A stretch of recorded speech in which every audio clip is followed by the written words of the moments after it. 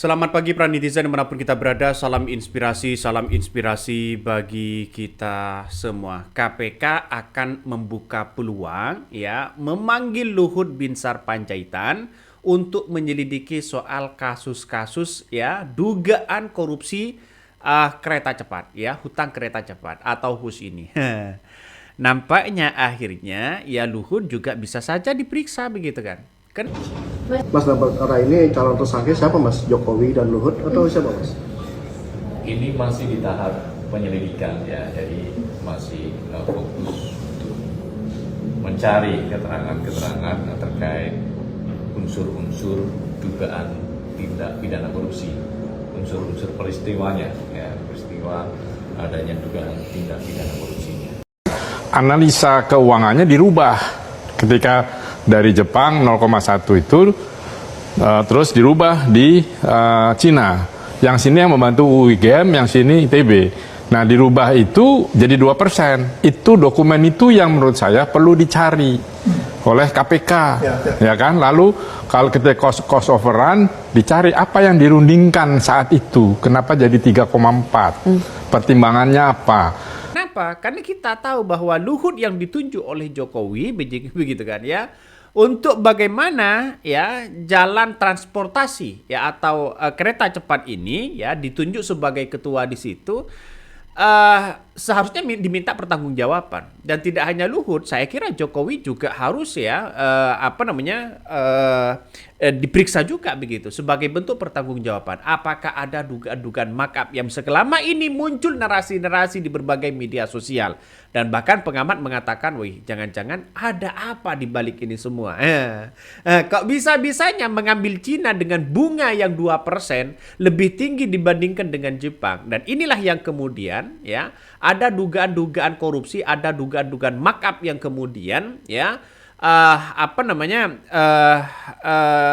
yang terjadi di kereta cepat ini. Nah, sekarang KPK kabarnya akan membuka ya peluang panggil Luhut Binsar Panjaitan dan menyelidiki kasus dugaan ya kasus korupsi kereta cepat.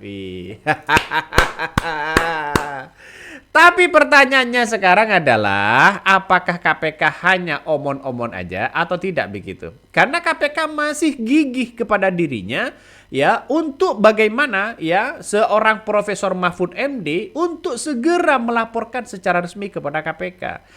Kontrak ini 2015-2016. Jadi saya tidak tahu di dalam. Bahkan saya juga ragu ya. Meskipun orang boleh saja berspekulasi, ragu kalau Pak Luhut itu terlibat di sini karena Pak Luhut itu baru diberi tugas sesudah kasus ini bocor dan bosok. Tahun 2020 kan Pak Luhut baru diberi tugas nangani ini. Jadi tahun sebelumnya Pak Luhut enggak ikut di sini karena bukan bidangnya. Tetapi tahun 2020 Pak Luhut disuruh menyelesaikan kasus ini. Lalu ya inilah perkembangannya. Sehingga bukan saya membela Pak Luhut. Saya kira Pak Luhut tidak ikut dari awal kasus ini. Dan tidak ada yang nyebut kalau di awal ikut. Dia baru tahun 2020 disuruh menyelesaikan. Dan kata Pak Luhut, barong itu sudah busuk gitu tahun 2020. Dan saya tahu karakternya Pak Luhut itu kalau diberi tugas oleh presiden itu sama dengan militer pada umumnya. Kalau yang merintah atasan harus diselesaikan, tidak banyak mempersoalkan. Ya dia selesaikan gitu.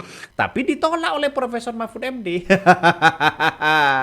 Kalau mau diminta keterangan silakan katanya begitu kan. Ya kata Profesor Mahfud MD dan sebagainya. Nah, kalau dugaan makabus ini naik ke sidik begitu kan, naik ke tahap penyidikan begitu kan ya.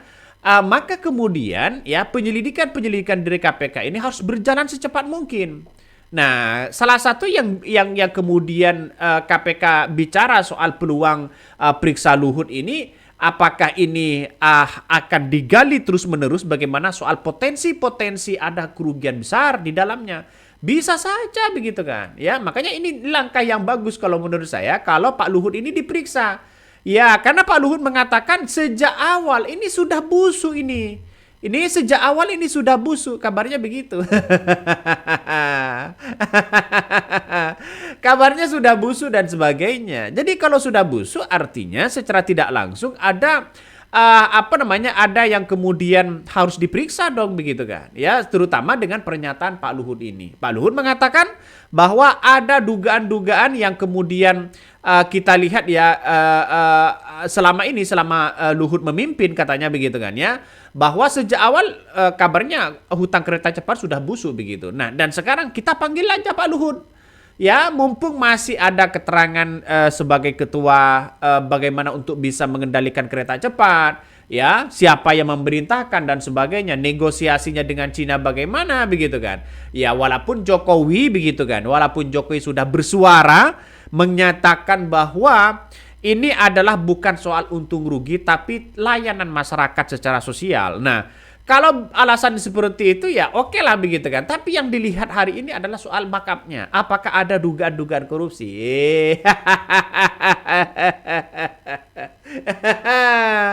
Coba bayangkan ya, ada dugaan korupsi katanya begitu kan ya. Diduga ada korupsi 73,5 triliun. Peps ya mengatakan Jokowi panik dan coba cuci tangan. Ini salah satu komentar begitu kan ya. Ada yang panik nih. Kalau ada dugaan-dugaan korupsi yang begitu luar biasa, periksa dong siapa mereka begitu kan. Ya, ini nampaknya sudah mulai cuci tangan semua ya. Pak Luhut mengatakan, wah ini sejak awal sudah ada hutang kereta cepat sudah busuk sejak awal. Ini nampaknya sudah mulai cuci tangan.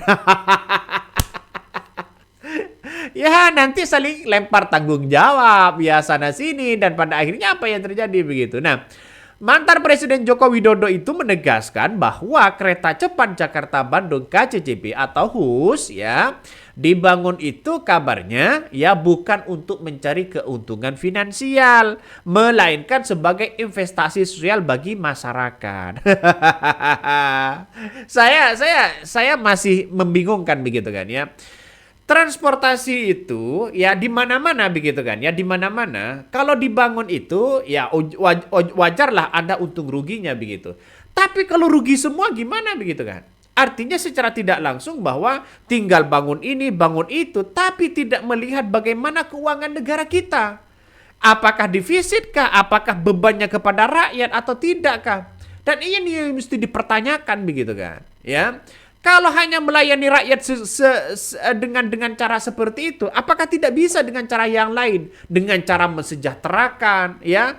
Coba kita lihat saja, 10 tahun kepemimpinan dari seorang Jokowi, nampaknya Jokowi ini lupa bagaimana masyarakat Indonesia saat ini, bagaimana membangun pendidikan, ya, membangun tempat pendidikan, membangun bagaimana ekonomi kita begitu kan, ya. Ya, di Jokowi begitu kan, walaupun infrastruktur banyak dibangun, tapi kan 5%, tidak naik-naik di situ, bos. Coba bayangkan, masyarakat beli apa-apa mahal. Kemiskinan hanya itu-itu aja mereka, ya. PHK besar-besaran. Ada lapangan pekerjaan katanya itu jutaan, tapi mana buktinya? Inilah yang kemudian menurut saya pribadi itu lebih penting daripada kereta cepat. Kenapa? Karena kesejahteraan dan kemakmuran itu mengidentifikasi bahwa pemimpin itu peduli terhadap rakyatnya. Bukan tiba-tiba bansos diluncurkan. Ya, pencitraannya terlalu kelewatan begitu.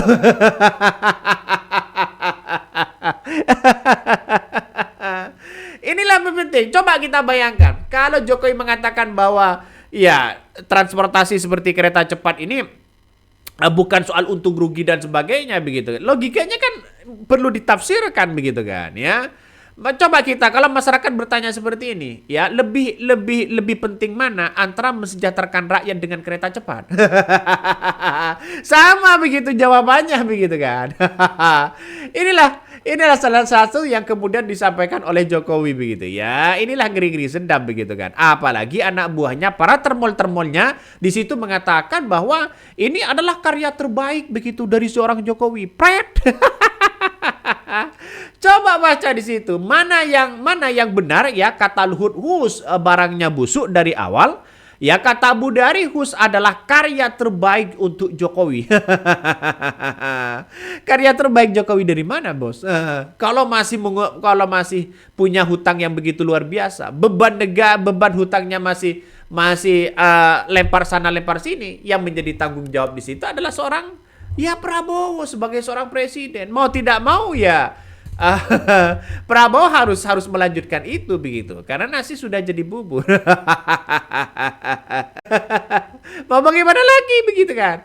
Jadi saya kira ini langkah yang kemudian menurut saya pribadi begitu kan ya, langkah yang kemudian ya hitung-hitungannya bisa diprediksi begitu kan ya. Nih, apakah mungkin nantinya Luhut ini akan dipanggil? Nih, buka peluang panggil Luhut ya Panjaitan selidiki kasus dugaan korupsi proyek kereta cepat. Coba baca komentar netizen ya. Kata kuncinya busuk, artinya ada masalah serius. Kalau hukum ditegakkan berdasarkan ya tidak tebang pilih, diusahakan harusnya tajam ke atas demi memperbaiki citra hukum itu sendiri. Panggil terus ya, periksa selayaknya masyarakat biasa. Ya, saya kira dengan adanya KPK ada ingin memeriksa Luhut begitu ya silakan, nggak ada masalah begitu kan ya. Buka peluang untuk memeriksa Luhut ya silakan. Kami pribadi ingin tahu alasannya begitu, kenapa kok kereta cepat sejak awal dianggap busuk, terus kemudian kenapa kok memilih Cina, terus kemudian apakah ini ada dugaan-dugaan makar yang muncul begitu. Nah, Komisi Pemberantasan Korupsi KPK ini ya sekarang ini membuka peluang dan merespon peluang memanggil Ketua Komite Kereta Cepat antara Jakarta dan Bandung begitu kan ya, Luhut bin Sarpanjaitan untuk menyelidiki dugaan tindak pidana korupsi proyek kereta cepat Jakarta Bandung atau HUS. Nah, juru bicara KPK Budiari juga mengaku kabarnya begitu, belum bisa menyampaikan secara rinci pihak-pihak mana atau siapa saja yang akan diminta keterangan dalam menyelidiki kasus dugaan korupsi tersebut. Nah, sayangnya kalau menurut saya pribadi, kalau ada dugaan markup atau korupsi, karena ini adalah desakan dari masyarakat sudah viral, masa yang harus kita periksa adalah ketua kereta api begitu kan? Masa yang mau diperiksa adalah BUMN mereka begitu, ya komisaris dan sebagainya?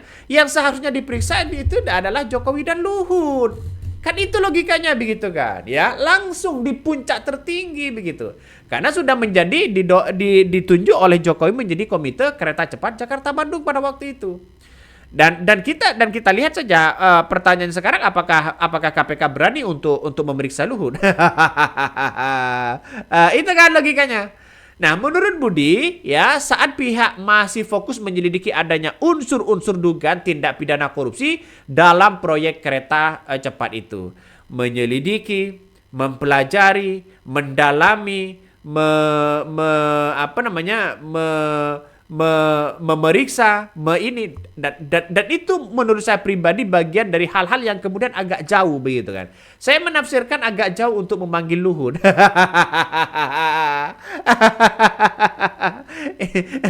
Ya, mengapa saya lebih percaya kepada kejaksaan saja begitu ya.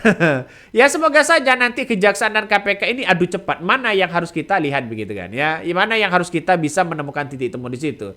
Nah, kata dia pihaknya belum bisa memberitahu ya lebih lanjut ya karena kasusnya ini masih tahap penyelidikan. Sebelumnya, mantan Menko Polhukam Mahfud MD juga mengungkapkan ada dugaan tindak pidana korupsi dalam bentuk penggelembungan anggaran atau markup dalam proyek kereta cepat ini. Hal tersebut ya kata Profesor Mahfud MD ya disampaikan dalam beberapa videonya, menurutnya perhitungan pihak Indonesia biaya 1 per kilometernya kereta cepat itu mencapai 52 juta US dollar Amerika ya. Akan tetapi di Cina sendiri hitungnya adalah 17 sampai 18 juta dolar US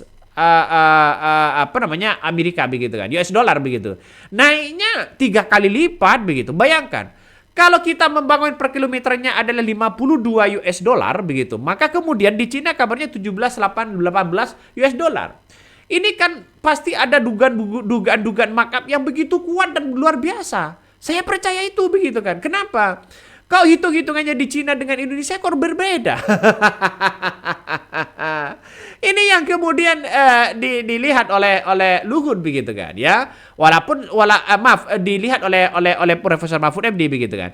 Tapi kita lihat saja bahwa kabarnya begitu kan ya, KPK saat ini untuk memeriksa siapapun masih ditalaah ya. masih didalami, diperiksa begitu kan, ya dicelidiki dan sebagainya. Saya kira ini agak kelamaan begitu. Ya seharusnya gandeng KPK secepat mungkin begitu kan. Nah, pemberantasan korupsi KPK juga menyatakan masih perlu menelaah untuk pemanggilan dan pemeriksaan terkait ya saksi-saksi dugaan korupsi yang proyek kereta cepat. Nah, makanya Jokowi dan Luhut ini panggil saja, Pak. Jokowi dan Luhut ini panggil saja, saya setuju sekali. Siapa anak buahnya yang bermain, siapa yang negosiasinya yang bermain begitu. Nah, bukan berarti bahwa seorang Luhut dipanggil bahwa ada dugaan dituduh kepada dia, tidak begitu. Saya ingin mencari informasi siapa yang bermain di dalamnya. Ya, makanya Pak Luhut memberikan keterangan yang pas siapa yang harus diselidiki. Kan itu logikanya, Bos. Jadi langkah di mana orang-orang akan menemukan titik temu pada akhirnya. Nah, dan Pak Luhut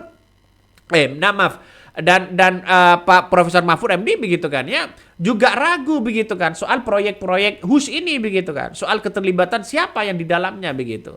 Makanya radar masuk untuk diselidiki di situ adalah potensi di situ untuk diselidiki adalah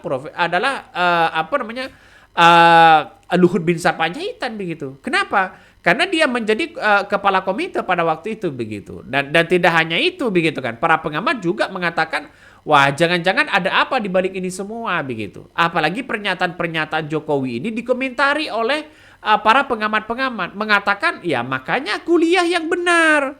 Ketika mengatakan ini HUS buat investasi sosial. Ya, bukan masalah untung rugi dan sebagainya. Tapi kita lihat saja masyarakat hari ini menuntut begitu kan ya. Takut ada dugaan-dugaan markup ya atau korupsi yang begitu luar biasa. Makanya semuanya ini tergantung presidennya. Kalau presidennya kuat, siapapun bisa.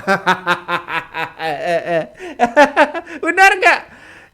Jadi ayolah kita sadari bahwa kalau ingin bersama dengan rakyat, telusuri dong begitu. Karena ini adalah desakan oleh rakyat. Ya, kereta cepat bahkan ya proyek-proyek yang lain coba diperiksa begitu ya. Takut ada dugaan-dugaan itu begitu. Oke, mungkin itu yang kami sampaikan ya. Tonton terus di channel Hot dari Podcast Rakyat ini. Jangan lupa di-subscribe.